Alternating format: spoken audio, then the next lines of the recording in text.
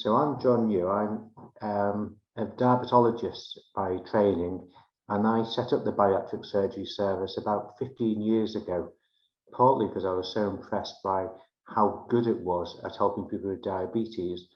And then as time went by, how wonderful it was at just helping people improve their life. So it's a very informal, fairly short presentation. And if you have any questions, Stevie will tell us if you want to do them as we go along or answer them all at the end. And what I hope to be able to do is give you an idea about what we do when we see you in the clinic and what sort of things you could be thinking about when you're deciding which sort of operation to have. Because what we find is that sometimes I think people have had such a difficult path before they get to our clinic that sometimes you have to ask the questions in case you said, oh, they don't really want it. Back to the beginning. And so what we want to do is make sure that once you get to us, you make the right choice so that you're happy 2 years later with the decision that you've made. So it's very simple. I'll go through it all and then we'll have hopefully a lively chat at the end. Now, so what types of weight loss surgery are there? Well, Salford will provide any of the types of weight loss surgery, but probably the major two would be the gastric sleeve and the gastric bypass. We do some banding, but we don't do a huge amount of it. And I'll try to explain why this is the case as I get through to talk about each of the different procedures. But what I want you to consider is the pros and cons. What makes it good for you and what maybe makes it good for somebody else? Because they all have good things. But like most things in life, you give with one hand and you take with the other hand. And so you might find that the one with the most weight loss, unfortunately, has the most side effects, as we'll see. So ideally, you would want something that was very good at losing weight, very, very safe, and very few long-term side effects. You'd also want something that's easy to manage and doesn't have any isn't high maintenance for you. So they're the sort of things that we're trying to consider. And then we also want to have a look at, for you yourself, are there any conditions such as diabetes or high cholesterol, which we want to treat, which may change a little bit the type of operation that we offer to you. And there may be some things such as very bad reflux and indigestion that makes us say, maybe that wouldn't be the ideal choice for you. So when we're seeing you, this is the sort of thing that we'll be looking at. Oh, I've said some of that already. The other thing that we like to look at are your eating habits.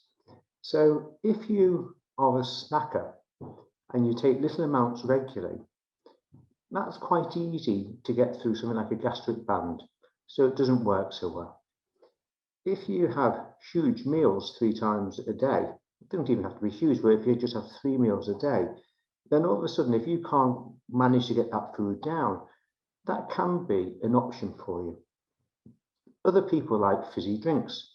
And if fizzy drinks are what you're having all the time, you've got to be a little bit aware of what this operation is going to do for your lifestyle and what you're going to be able to do with drinking, because it can become very, very difficult.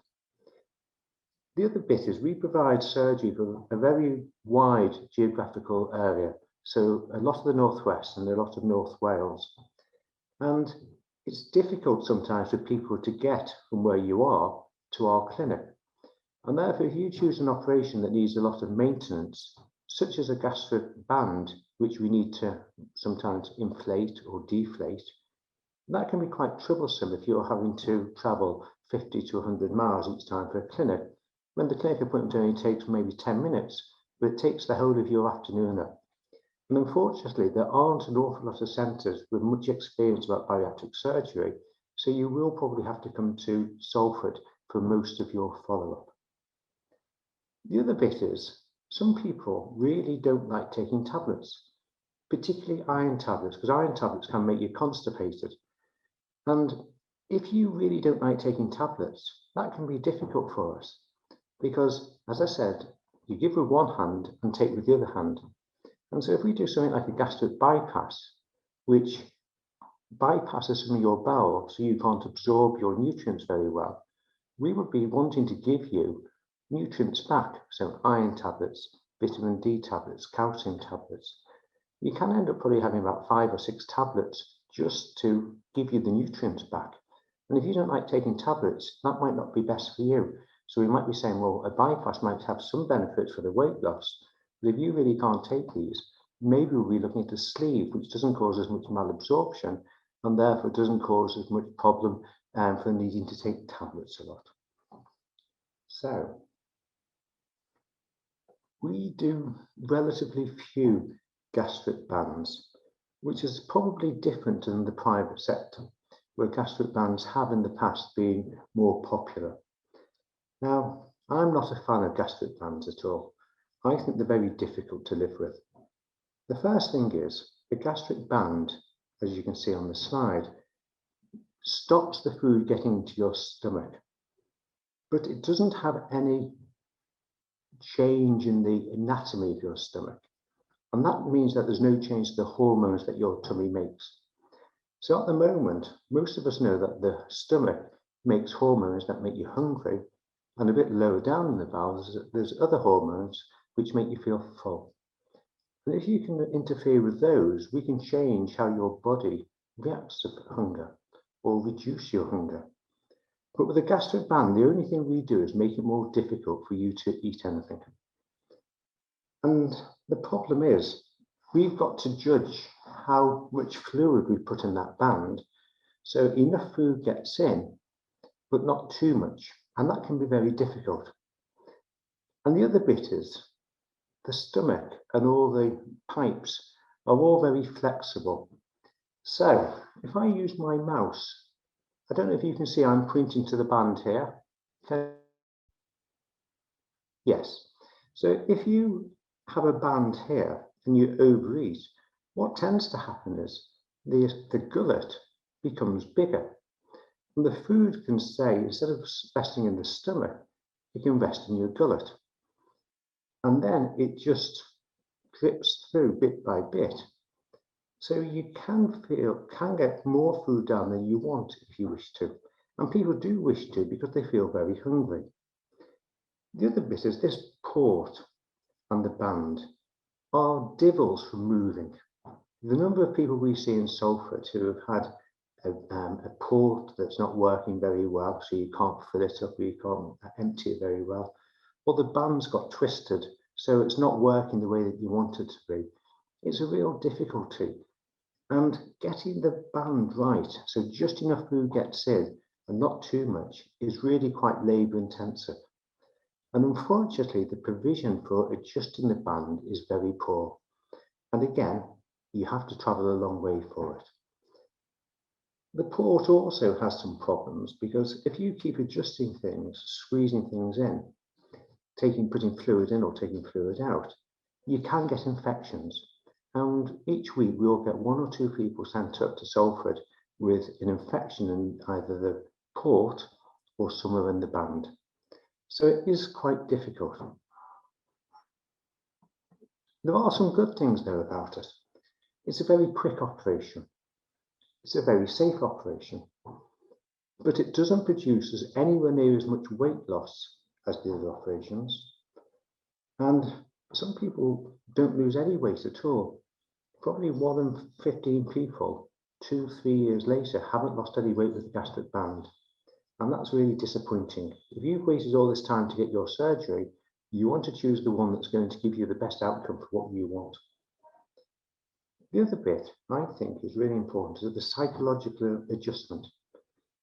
If you know that you can have fluid taken out of the band, which makes it easier for you to eat, or harder if you have more fluid put in, every day you've got to say, I won't ask Dr. New to go and take any fluid out. And it's like dieting. If you, every day you start off dieting, think, oh, I'm going to diet today, I'm going to be really, really good. You've got to make a conscious decision not to ask somebody to take the fluid out. Because if you do take the fluid out, then you can eat more and the weight goes back on. And it's particularly bad for doctors and nurses if they have them, because they've got access to the needles and they can mess around with things like bilio. If, however, you've had a gastric sleeve or something like that, where the operation's done And there's no way back really. You just got to get on with it. And there isn't that constant choice at the back of your mind saying, oh, wouldn't it be nice if just this party I could have some of the band deflated so we could eat more. I think you come to terms with the operation far better if you have something that you know really is a one-way process. And that's not the case with the band. And many people come along saying, but Professor Neil, I want the band because it's not permanent. We can adjust it. I can use it to start my diet and then carry on from there. And that just doesn't happen. It makes it difficult for you to get food in, but it doesn't affect your hunger at all. And so this makes it really not cruel, but harder for you. Because if you're hungry all the time, not being able to get food in is difficult. And that's why people overeat and make their gullet into like a second stomach. There's also a significant number of people who have to have a second operation, be it because the band's moved and it's not working very well. It's eroded, that means it's coming out through the skin. You can leak, not very often. You can get infection there. Probably the biggest complications we get is the pouch dilatation, or you make your gullet into another stomach. And so you can get more food in over the course of the day than maybe you want to. And so many people will lose the weight, but then regain it. And we get lots of people who will come back for a change from, say, the gastric band, asking for a bypass of the sleeve. The gastric bypass is probably one of the oldest operations. I think my slide here is rather old, handwritten. You can see we're not artists here. But what I want you to see is, here with the gastric bypass, here's your stomach. It's about 800 mils. And here's what we leave you, 40 mils. So it's a 20th of the size. If you think of a tangerine, that's probably 40 mils. So all of a sudden you've got a very small tummy. The nice thing here is we make the tummy small, and then what we do is we cut the bowel and pull it up to the top. So the first bit of the bowel, which is here, gets bypassed. And so you don't use this part, it goes straight to the lower part of the small bowel. And that's really important, because if you put undigested foods in here, you make an awful lot of a hormone called GLP-1. It was in the news last week because of one of the weight loss treatments, semaglutide, which is an injection. If anyone's got diabetes, you might be on Victoza or one of the injections of a hormone. And this is very good because it makes you feel full very, very quickly. The other bit is this part of the tummy that makes all the hormones that makes you hungry. Doesn't work. So what you don't get is the hunger, and you feel full very, very quickly. And I get so many people who come back and say, we did an operation on my tummy. What's happened up here? Because I've lost my hunger. I've got no interest in food. And that doesn't half make the success of this operation better. But because you don't digest the food from the first part of the bowel, you do get an awful lot more malabsorption. Vitamin B12 needs to be bound to a little thing called intrinsic factor that this part of the tummy makes. And if you don't bind it to intrinsic factor, then you don't absorb it. So you can have as much oral B12 as you like, but you don't normally absorb any of it. So everybody who has a bypass will virtually always need to have B12 injections. The other bits that you can't absorb are iron. So if you're a lady in particular who are having periods, I would always try to top your iron supplies up at the beginning. But if you've got heavy periods, I'd also be saying to you, it's going to be difficult to get enough iron into you. Why don't we see something to see if we can reduce the period blood loss? And this is important when we're thinking about things. Now, this one, to me, is probably the best for getting rid of diabetes, because these hormones that you make not only make you feel full, they also lower your blood sugar. And this is really what made me so keen on bringing this into Salford, because you'll see people who might be on 200-300 units of insulin a day that have a gastric bypass. And within a week, long before they lost any weight, all the diabetes had gone back to normal and they didn't need any insulin. And I remember this many years ago as a much younger doctor thinking this was the nearest thing to a miracle I'd ever seen. It was fantastic. And so this, if you've got type 2 diabetes, can be really good. Let's go on to the problems with it then. While it's the best one for maybe improving your diabetes, and probably the best one for reducing your weight, so you'll lose probably 2/3 of your excess body weight. The mortality, which is the death rate, we still quote as 1 in 200, as opposed to 1 in 1,000. Now, it's very easy for me to say 1 in 200 is still very good odds. But the night before your operation, you'll be thinking 1 in 200. I hope I'm not the 200th person. You can see why people are worried about that. But again, Salford is a great big centre with lots of very good surgeons who do this all the time. And you could not be in a safer pair of hands than the surgeon at Salford, Jodie, the support the nurses, the dietitians, and everybody give. So you're still going to be nervous, but I'd always say, make sure you choose the operation that's going to give you the best outcomes in the long term, and don't go for second best just because you're a bit frightened.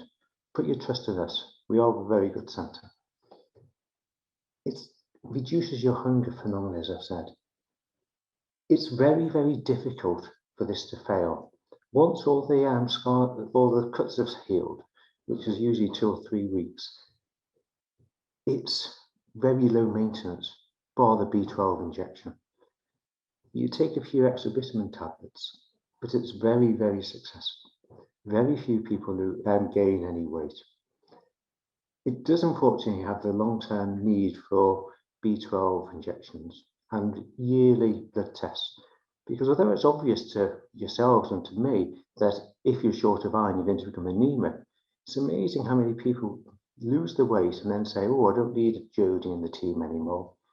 And we don't see them for 4 or 5 years, and all of a sudden the GP says, this chap's really short of iron, and they've got something wrong with their parathyroid gland because their calcium's all to pot. And it just makes me cry, because these are what they're saying really is you haven't been taking the iron tablets, you haven't been taking your calcium and your vitamin D. And so, unfortunately, the knowledge of how to look after people in primary care, at the moment, there's not that many people. So you don't always get the best. You need to come to a specialist centre, is what I'm saying. The other problem is, it's so good at losing weight. There's more ladies than men, this one. Your body says, there's no food coming in. What don't I need to spend my energy on? And unfortunately, the body doesn't think as much about her as some of us do. And so at the beginning, when you're really quite malnourished, your hair can start becoming quite thin. Now that only happens whilst you're losing the weight. And most people will lose all their excess weight in the first year. And at the end of the year, your weight will be steady. That means that the amount of food you're eating equals the amount of energy that you're using. And that's when your hair will start growing back. You can use zinc and selenium, but on the whole, it's because your body's not getting enough food in that makes the hair loss. And I usually say, don't look too much at it, because as soon as you start taking zinc or selenium, you focus in on it and you think, that's not very good. Ooh, it's got a little bit worse. Whereas if you just leave it, there's some people in the audience who aren't as bothered about the hair as against the men, because we lose hair men more often. But that can be a worry for the ladies particularly. This is Jane. She loves me showing these films outside of her. She is so typical of all the people in Salford who have bariatric surgery or gastric bypass. So our average BMI is 54. Okay, so that's the average BMI of the patients. And Jane here is 153 kilos with a BMI of 53. She has a gastric bypass, and after, you see her at day 29, and she's already lost 15 kilos, and she's thinking, my God, this is marvelous. I'm going to be like Twiggy. Give me a few more months. This is fantastic. And then you look at her 6 months down, 35 kilos, 5 stone down. She's looking good. Then you look at her about a year and a half. And the bits I want you to see is she has lost 57 kilos. She's lost 1/3 of her body weight. Hands up if you think she's looking better. I'm glad there's a few people still listening. Isn't she looking marvellous? But I want you to point out her BMI is still 34. So despite this, and this is our best operation for weight loss, most of the people will lose 1/3 of their body weight, but will still remain in the clinically overweight or maybe obese category. And that's important because you're going to want to get your weight loss. Now, this is the best one. I think most people want this sort of weight loss. I'm going to show you a slide in a minute about the efficacy of weight loss in different operations. But the nice thing is, I can say to Jane, 15 years down the line, she's going to be 96 kilos. And you can't say that in any other way of losing weight bar bariatric surgery. It really is wonderful. Medical treatment, I'm a medical doctor, I can't operate. My wife's a surgeon, she doesn't even let me cut the chicken on a Sunday because I'm so cack-handed. But medicines help you lose the weight, but when you stop them, the weight has a tendency to come back. I bet most of us know that. The sleeve gastrectomy is sort of two-thirds of the way to a bypass from the band. So here, as you can see, they cut 3/4 of your stomach off and make it into a nice long pipe. It's nice and easy for the surgeon. There's only the one cut. This gets thrown in the bin. And I think that's, again, good because it's a one-way operation. You can never get that back. Some people worry about that, saying, oh, I'm not sure about that. I don't like the idea of it being permanent. And as you can probably see, I think anything that's permanent is very good. It reduces, this is the hormones here that make you feel hungry. So you don't get as much hunger. But because you don't put the undigested food lower down in the small intestine, you don't get as much of this hormone called GLP-1 made. So it doesn't make you feel full quite as quickly. And it's not quite as good at getting rid of your diabetes. So again, if you've got type 2 diabetes, you might be looking at the other one, or we might be pushing you towards the other one. The other bit is, if you've got reflux or acid going up the gullet, all of a sudden, rather than the acid pooling down here, it goes straight up there. So if you've got a problem with indigestion, it often worsens. So we're always reluctant to suggest that if you've got a history of indigestion. And this has been popular now for maybe 8-9 years, and it is good, but the weight loss isn't quite as permanent, we're seeing, as it is for the bypass. So you lose maybe 1/2 to 3/4 of your body weight, but you may put 5 to 10% of the weight back on, which still isn't bad. It is still a very good operation. On the plus side, it's an easier operation, the complications are less, and because there's no malabsorption, you don't need to be as strict with taking the iron tablets, the vitamin tablets. The sleeve gastrectomy can also be used in some people as the first part of an operation. So some of our patients, if you've got a BMI over 60, we normally say, why don't we do a sleeve gastrectomy initially, which will help you lose a lot of weight. But then we don't anticipate that's going to be enough weight. And so we say, well, we'll do a sleeve gastrectomy, lose a lot of the weight, and then maybe in a year's time, we'll follow it up and do a second stage to convert it into a bypass. Now, if we do it in that way, we do a slightly different operation with the sleeve, but all I want you to know about is sometimes we offer people a sleeve to see if it will work, but keep the option open for converting it later to a gastric bypass. So the sleeve gastrectomy is a bit in the middle. It's nearer by far the bypass and the band, but the mortality is less, the weight loss is a little bit less, it doesn't need as much nutritional support, it doesn't need any of the backwards and forwards to have the band inflated. It is irreversible, which I think helps you come to terms with things, and the longer term results aren't quite as well known, but there are some people who seem to gain a little bit more weight with the some of the weight loss with this sleeve.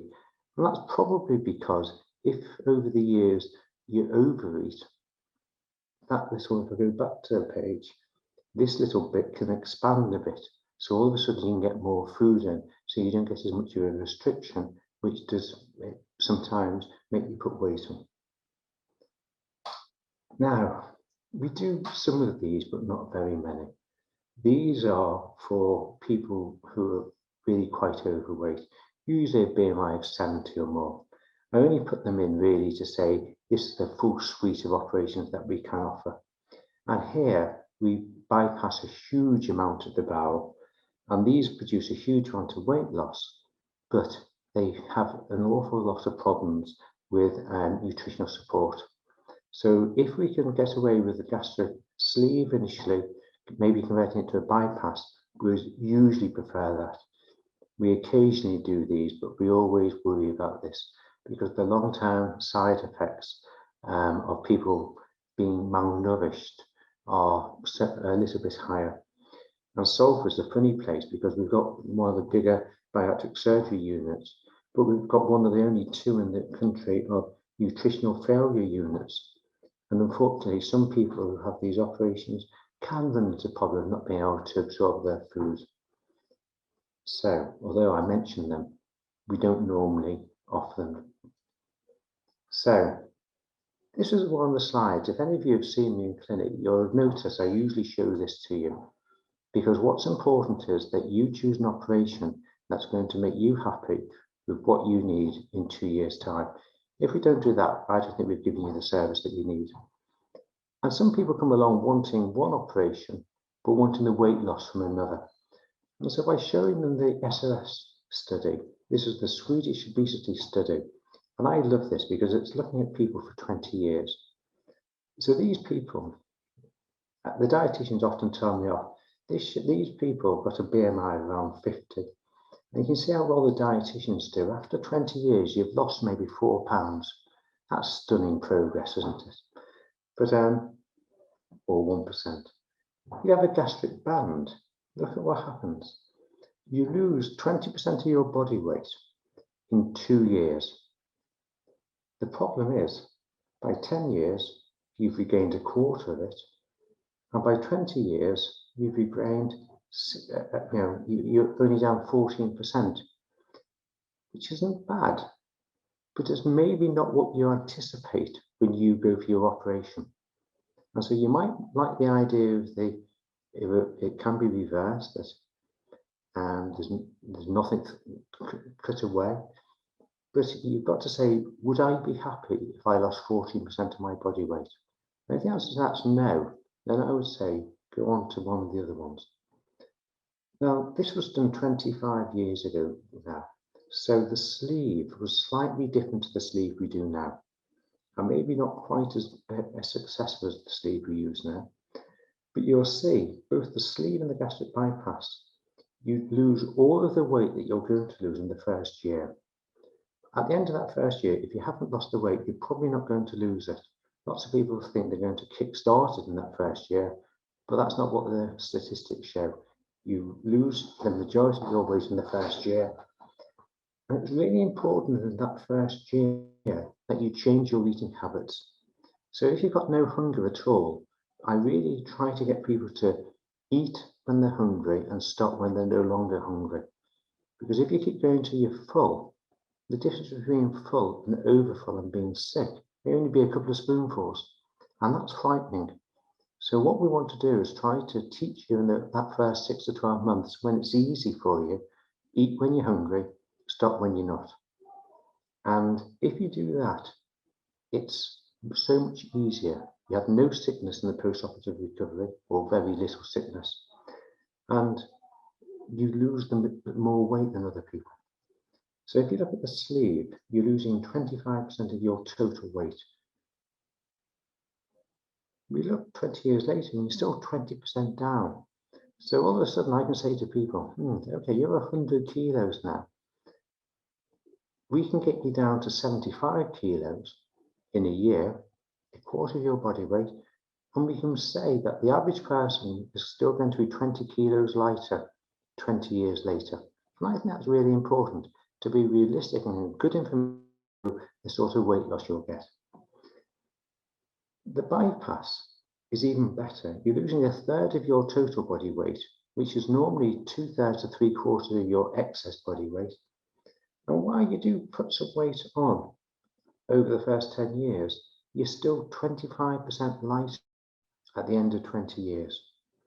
And if you look at this, even at the highest weight gain, you're still much lighter than you are at the lowest weight loss of the gastric sleeve.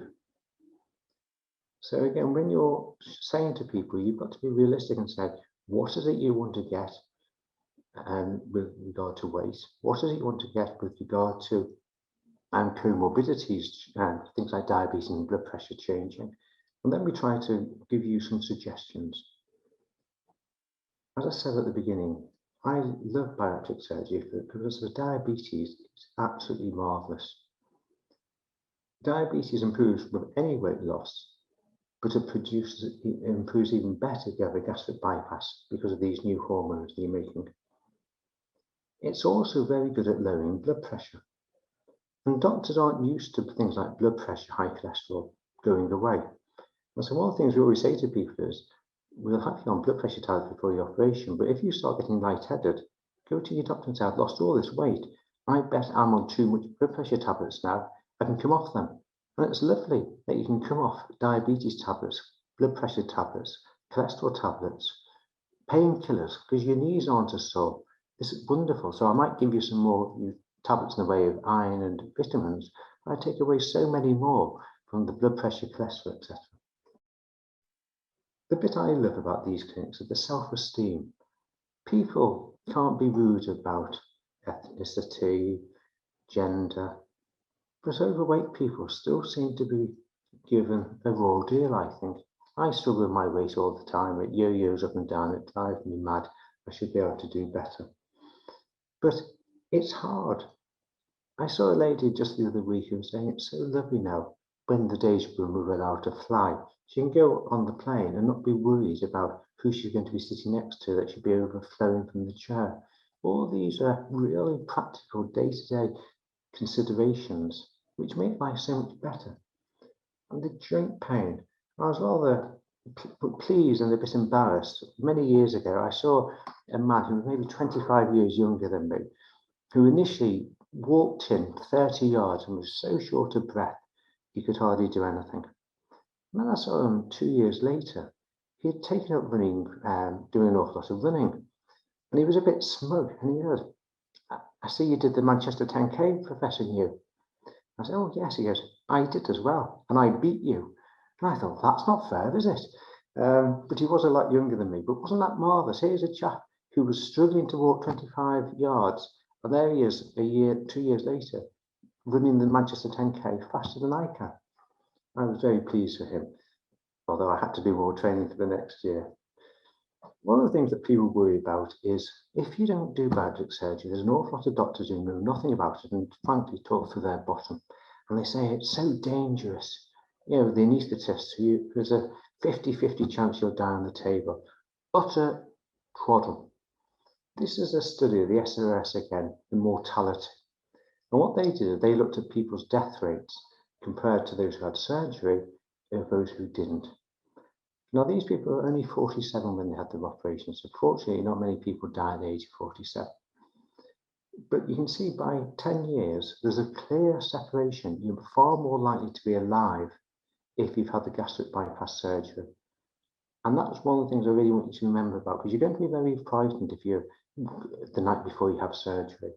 But here you can say, it's a good centre, Salford. We'll get through this, and it's going to improve my life expectancy.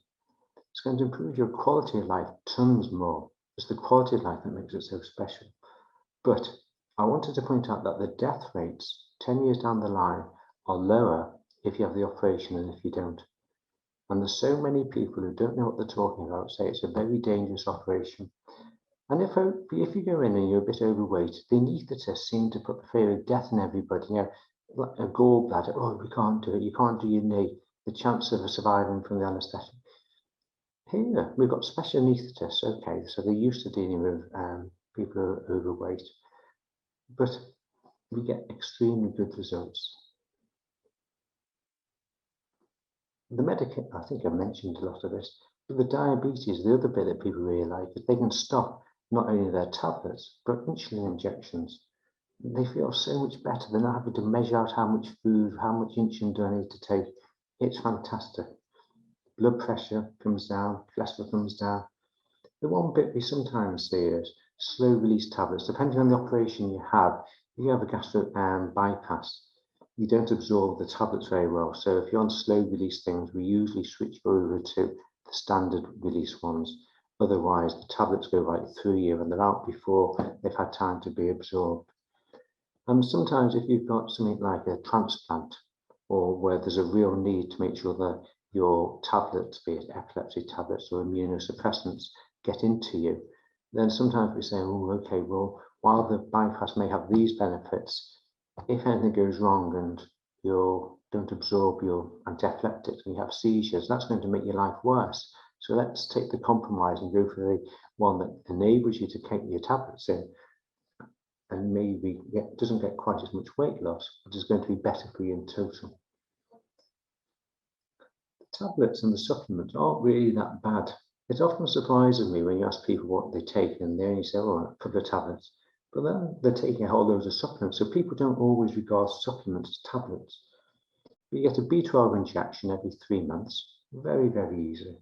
And it doesn't even have to be 3 months. We do it like that because it's easy. You could have 4 injections once a year because your body stores lots of B12. So it's not crucial at all. Iron tablets are a bit more tricky because they do cause constipation. And sometimes people say, well, go on to this preparation or that preparation because it doesn't cause constipation. If it doesn't cause constipation, it's because you're not getting as much iron in it. And lower medicines which have lower doses of iron in them might not give the constipation, but they might not enable you to absorb enough iron.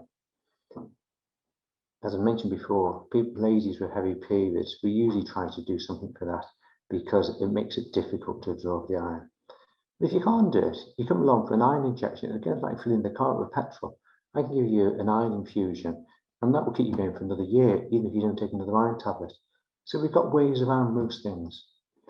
The calcium and vitamin D, people find vitamin D difficult to take for some reason. I don't know why, but if you can get 20,000 units once a week if you want, or people who have been in my clinic now, I'm an inpatient so-and-so. If it's too much, I just give you an injection in your bottom of 300,000 units of vitamin D, and that'll last you 6 months. So again, there's ways around all these things depending on what you want. The multivitamins are good. And if you don't take all these, it just means that you're going to be a little bit tireder and you're not going to maybe get the benefit from your operation. And none of them have any side effects, bar the iron. The iron can be troublesome. As you've seen in the graphs, most people gain some weight after their operation, and very few people, even with a gastric bypass, will get down to the normal BMI. We're always keen on diet and exercise before and after the operation, but it's often not very possible to do much exercise before the operation because your knees hurt too much or whatever. But like this chap I told you about, once you've lost their weight, it makes it far easier for you to exercise more, and you feel better. You feel better in general, and you feel better in yourself. I keep harping on about this. It's so important if you have your operation to make the very most of your first year and be very strict with yourself to make sure you learn good eating habits because they will stand you in stead for the rest of your life. Eat when you're hungry and stop when you're not hungry rather than when you're full. That way you won't have any sickness, you won't eat as much, your weight will stay off, that'll be better. Also weigh yourself every month. Marks and Spencer's trousers now, with the elasticated waist, you can put on 2 stone and your trousers still fit you. That's the men. I'm sure the ladies have the same sort of problems. If you weigh yourself, you can see if the weight starting to come back on, and it will come on. And just because you had the bypass doesn't mean to say you don't have to diet. And if you weigh yourself every month, you'll get early warning of it and be able to say, hey, I've been given this opportunity, lost loads of weight, I don't want it to come back, I'm going to do something about it. And that's important. So, in summary, I think there's pros and cons for most of the operations. The bypass and the sleeve are very, very good. I worry about the band because there's not maybe enough support for it, and because most of the people who get through our service are at a higher BMI and therefore need more weight loss or want more weight loss than the gastric band is likely to produce. They're all very effective, but don't kid yourself, the first few months are really quite, well, frightening, because you can't eat very much. Everything's inflamed. If you eat too much, you feel awful. If you eat too much and you're sick, then it makes the inflammation in your tummy worse, so you can get even less in, so you're more likely to be sick the next day. And it can be very frightening, and some people lose the confidence about starting to eat things. So I always say, the longer you stay on the puree food, doesn't matter, do not rush it. You've waited a long time to get this far. If you stay on the puree food a bit longer, so everything's healed up, and you're not going to have any sickness, that's going to make it much nicer for you. This is a lifelong treatment, but it's not the only treatment. You've still got to look after yourself. So weighing yourself and saying, hang on, the weight's coming back on, what the heck is it? And then sometimes you can say, hang on, the weight's coming back on. Now, when I eat bread, I can't eat anything else after that. So we normally say avoid bread, but if all of a sudden you're putting on weight, and that makes it that you can't eat anything else, maybe you can use that to block up the hole, so you don't want to eat anymore. It sounds a bit perverse, isn't it? But using the punishment side of it almost to help you maintain the weight loss. And although you'll all do very well, I do think, particularly if you've had a bypass, or probably a sleeve or a bypass, long-term follow-up, it's only once a year, just get your blood test done, because nothing happens quickly, but you can see if the iron's going down, if the calcium's going down, and we can give you these back so you feel well and energetic after it. So long-term follow-up is important. So now this is where the questions normally go on for a little while. I hope I've given you an idea about some of the thought processes I have when I see you in the clinic.